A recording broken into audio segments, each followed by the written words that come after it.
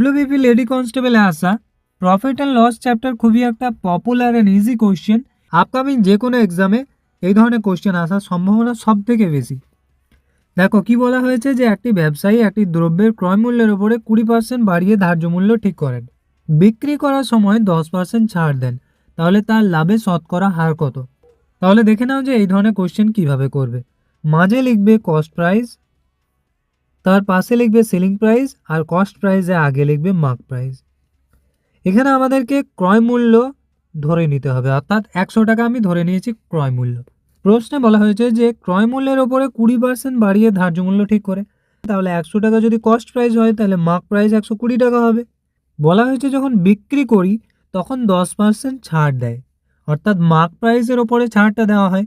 তাহলে যখন আমি 120 টাকা জিনিসটা যখন বিক্রি করব তখন আমি 10% ছাড় দিই, তাহলে জিনিসটা আমি বিক্রি করি 120 টাকার 90%-এ, নিচে হয়ে যাবে 100।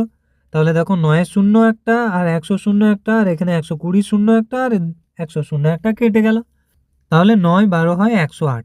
এখানে দেখো কস্ট প্রাইস আমি 100 ধরেছিলাম, সেলিং প্রাইস আমি বার করলাম 108 টাকা। তাহলে নর্মালি 100 টাকার ওপরে যে প্রফিট বা লসটা হয় সেটাই হচ্ছে প্রফিট পার্সেন্টেজ বা লস পার্সেন্টেজ। যেহেতু এখানে আমি কস্ট প্রাইস 100 ধরেছিলাম, জিনিসটা আমি বিক্রি করেছি 108 টাকায়, তাহলে এখান থেকে আমরা ইজিলি দেখতে পাচ্ছি যে 8% আমার প্রফিট হয়েছে। তাহলে 8% প্রফিট কোন অপশানে আছে? অপশান সিতে। তাহলে অপশান সিতে হয়ে যাবে এই কোশ্চেনের সঠিক উত্তর। এই কোশ্চেনের উত্তর এসএসসি জিডি 2024-এ আসা, যেটা তুমি আমাকে কমেন্টে উত্তর দেওয়ার চেষ্টা করো।